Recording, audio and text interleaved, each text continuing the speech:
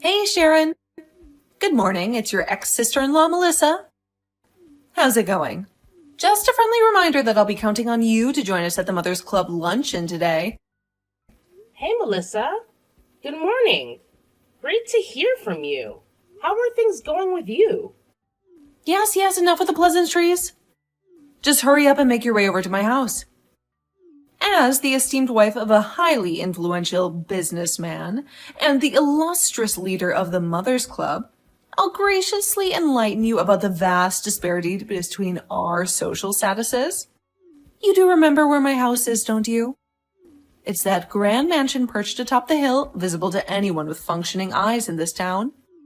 I can only fathom how challenging it must be for you, a wife who's forced to toil away every day instead of truly living her life.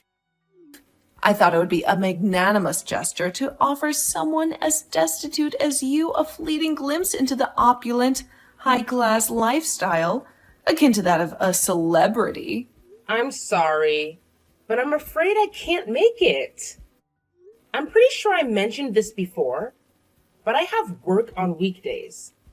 And it would cause problems if I just didn't show up today. Work is work, you know.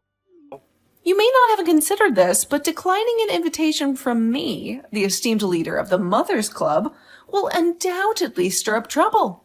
I demand that you come over immediately. Do you think it'll go well for you if you just defy my order like that? Sorry, but I'm actually going to New York City on a business trip today. There's nothing I can do about it, you know? What? You're going to New York City? Yes. Thanks to the business trip, I won't be returning until the day after tomorrow. Oh, what's this? Another one of your feeble attempts to deceive me into letting things slide while you enjoy your little pleasure trip, huh? Nice try.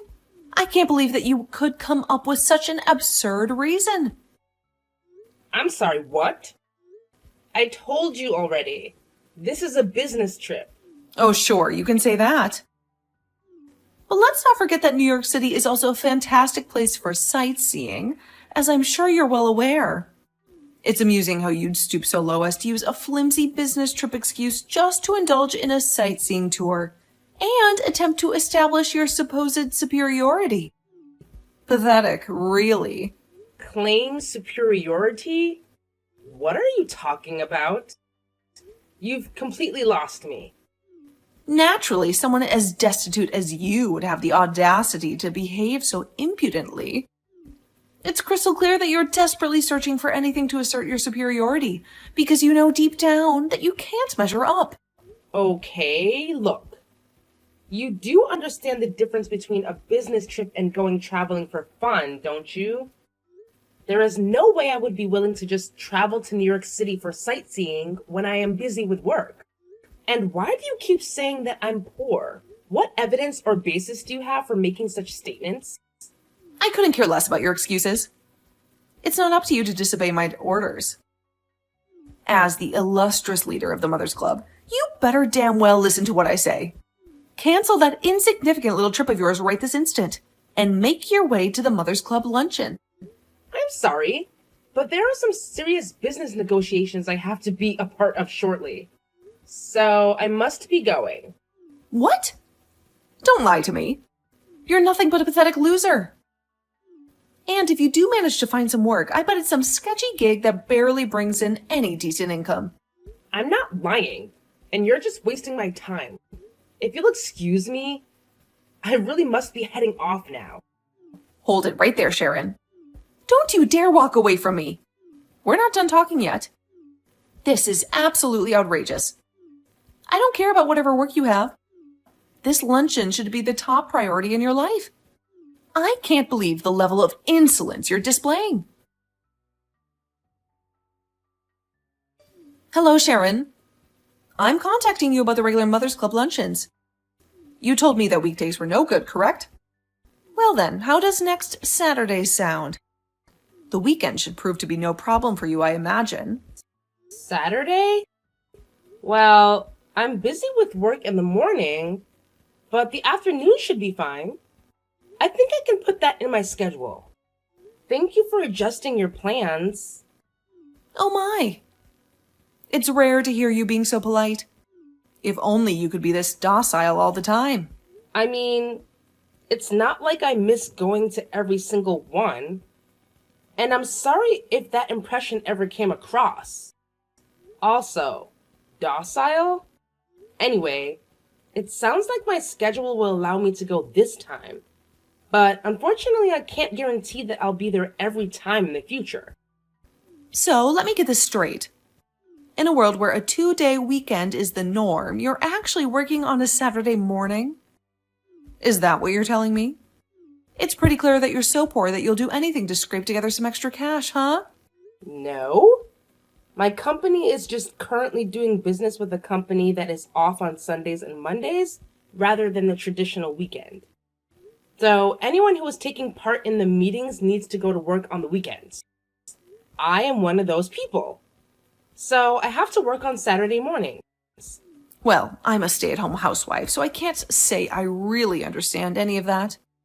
It sounds too complicated and frankly unimportant to someone like me who has such a prestigious businessman for a husband.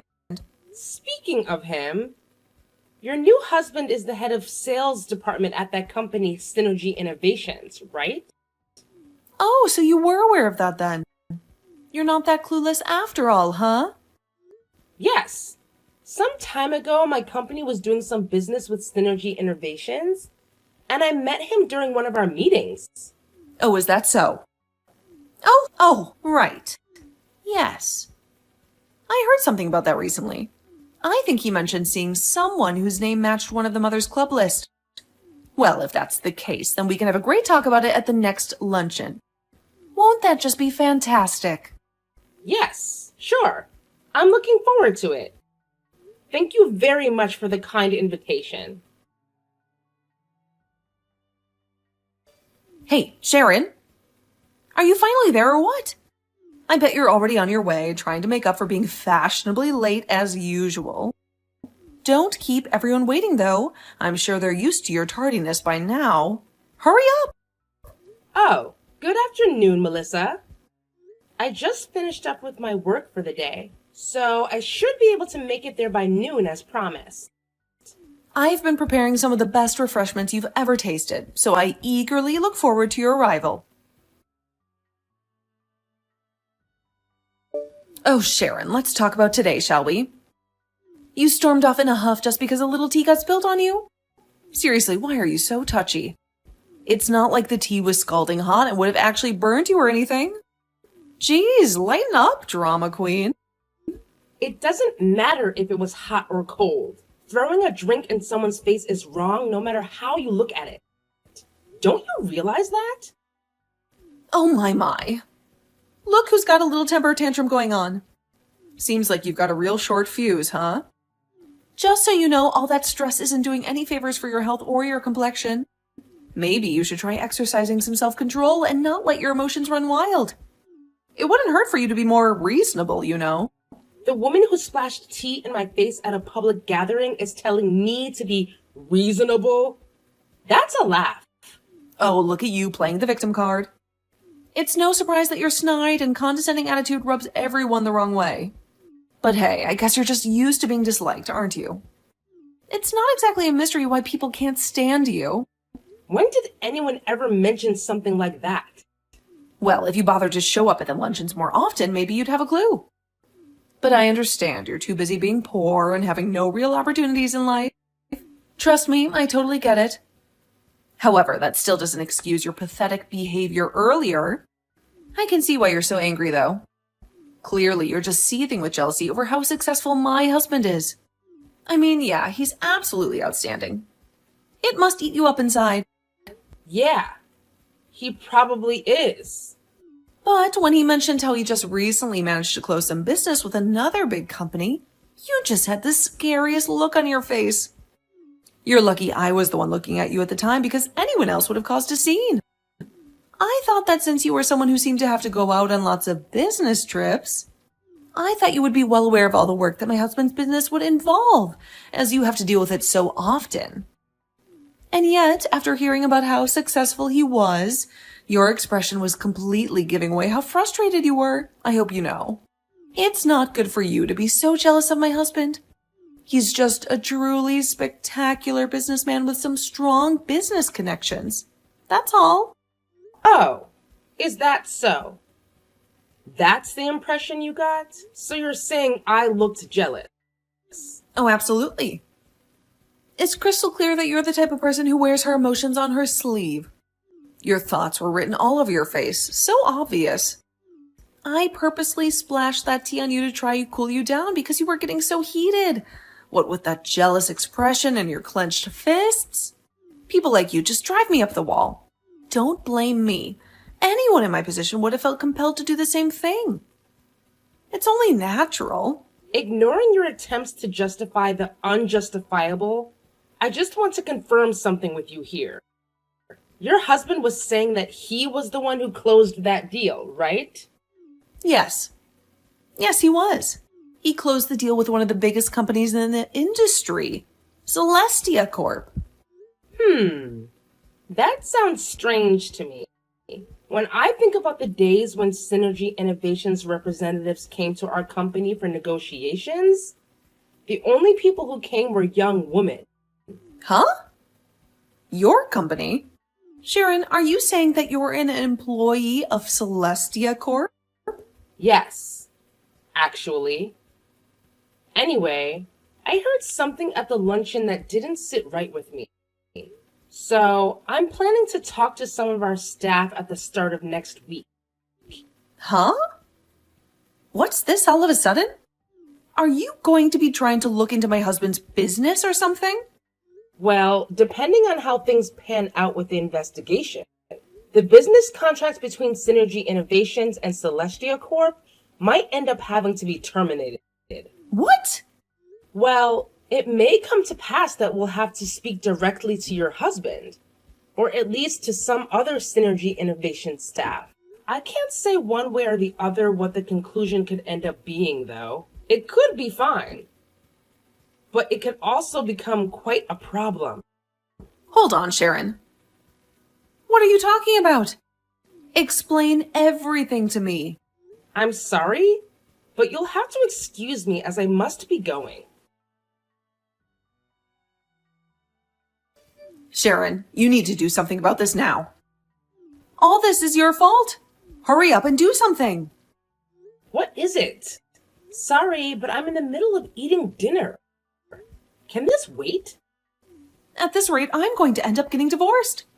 My husband told me that because I invited you to the Mothers Club luncheon, his taking credit for the Synergy Innovation contract got exposed. Oh, is that so? And yet, there you were being angry at me over just having tea splashed on you. Are you even human anymore? Don't you have any sympathy for me? Any at all? Okay, and? What do you mean, and? This sounds like a marital problem to me. It's not exactly my place as an unrelated person to speak up in an argument between a married couple, is it?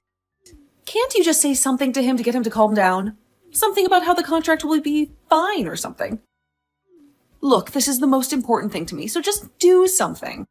I'm telling you, your marital troubles have nothing to do with me. No, you're wrong. You have everything to do with this.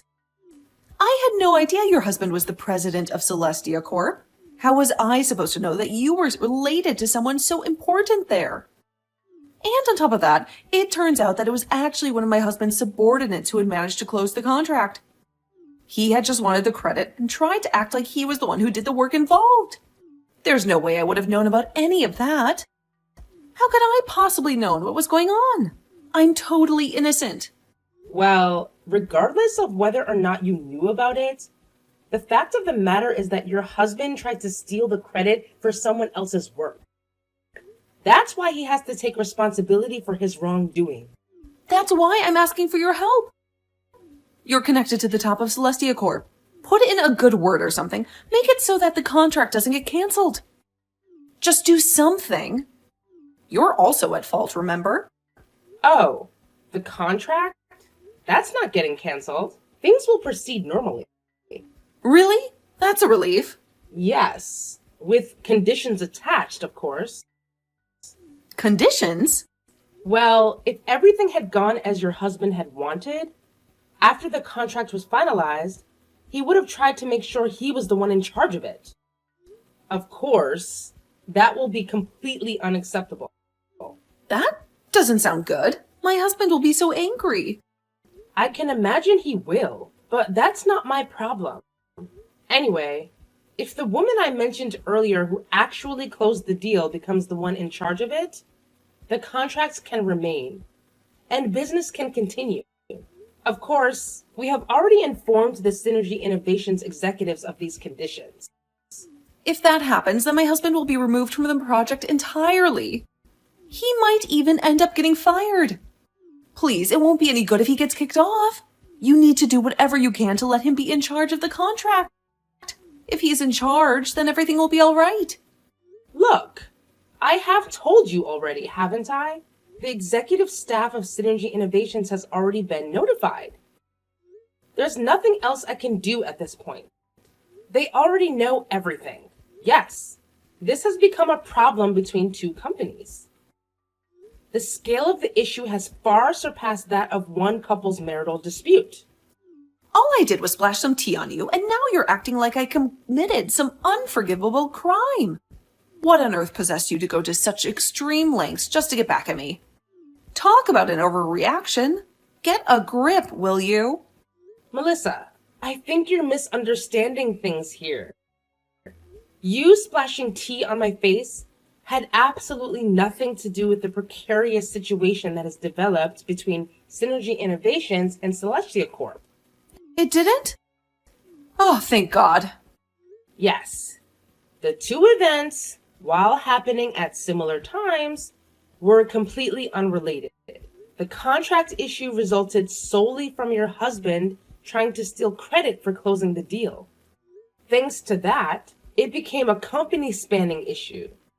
As for you splashing tea on me, that was solely a private issue between you and me. I'll say it again.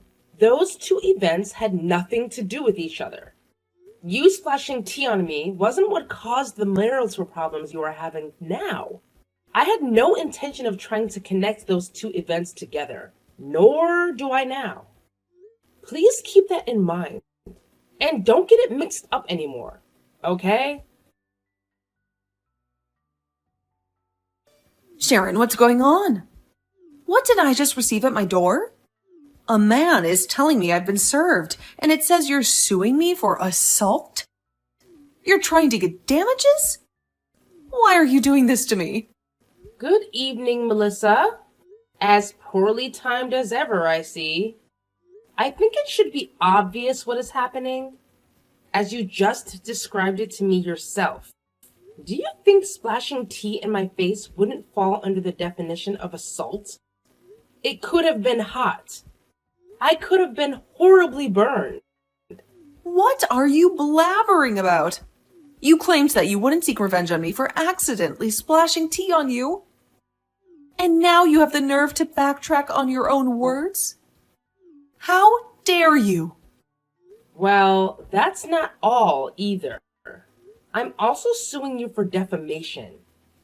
Thanks to all the slanderous lies you've been spreading about me within the Mothers Club. Things like how my household is so poor that we can only afford to eat expired and moldy food, or that I need to work shady jobs in order to pay off the extreme debt my family is saddled with, or that my frequent business trips are actually trips to see a man I've been having an affair with. Do you deny having spread these rumors around not only the Mothers Club, but much of our neighborhood? There may be people who actually believe those lies, and those lies have harmed my reputation within the community. That's why I'm suing you on both accounts. Don't you think you're taking things too far? A lawsuit is just going over the top. Look, I ended up getting divorced from my husband already. Isn't that enough for you? Why do you still have to hound me like this? You're such a terrible person, Sharon. And here I thought you were the best ex-sister-in-law I've ever had. Didn't I tell you? The two cases were completely unrelated. Thus, they would be dealt with separately. Of course, I would be happy to settle the case out of court if you would just pay me compensation for all of the distress you've caused me. What is going on? For you to be living in such a shabby apartment with only one bedroom, yet actually be married to a company president? You're practically a celebrity. It's completely unfair. I'm sorry, what? If I had known about that, I wouldn't have made such a stupid mistake. Okay. Putting aside how you sound like you think it would have been fine for you to treat me poorly if I actually were poor, that apartment you're talking about is just a place I'm renting to do remote work. Do you realize that? That is just some place you do remote work at? That's impossible. Well, our company started allowing employees to primarily work remotely around 2 years ago. But I'm not really the kind of person who can get work done at home. So I rented out a different place so I could focus properly. It's also close to my son's elementary school, so it's pretty convenient for taking him to and from school, too. Our actual house is in a gated community a bit further out of town, in a more affluent area. Wait, a gated community? There's only one of those near here, and that's the richest area in the city. Don't tell me. You're actually living there? Look, there's nothing else relevant you want to ask, right? Hold up, are you serious? Nothing else relevant? I've got a ton of questions left, and you better be the one to answer them all. After all, you're the mastermind behind this chaotic disaster. You practically flipped my whole life around, and now you're acting like it's no big deal? Well, I can't say I really want to talk to you any longer, so your questions can instead go through my lawyer. She'll be in touch with you soon. As for me, I'll be going now. Goodbye. No, wait, don't go yet. Look, my husband is also trying to bring money out of me. I'm begging you. Please don't push forward with this. I've suffered enough. Please just let it go. Please talk to me, Sharon. After our last conversation, things took a turn. Melissa ended up settling the case by sending me the money I had requested. As for the money her now ex-husband was after, it seems like he was seeking some sort of retribution for her infidelity. Turns out she'd been having an affair with another man, who was already a father himself. Her ex-husband was already in a tough spot, having been demoted and facing a significant pay cut as a consequence of his actions. But let me make it clear, the affair and his demotion were completely unrelated. He did everything in his power to make Melissa pay for her actions. It seems he even gains custody of their daughter, which means Melissa now has to provide child support for a child she no longer gets to see. So now, Melissa finds herself working tirelessly day and night to fulfill her financial obligations. Quite a departure from her previous life as a privileged housewife. Perhaps she'll learn a thing or two from this experience. However, since she's never worked a day in her life, she's struggling quite a bit. One day, she sent a text to everyone in the Mothers Club, complaining about how tough work was for her. Well, it seems everyone has had enough of her constant whining, so they simply blocked her to avoid dealing with it anymore.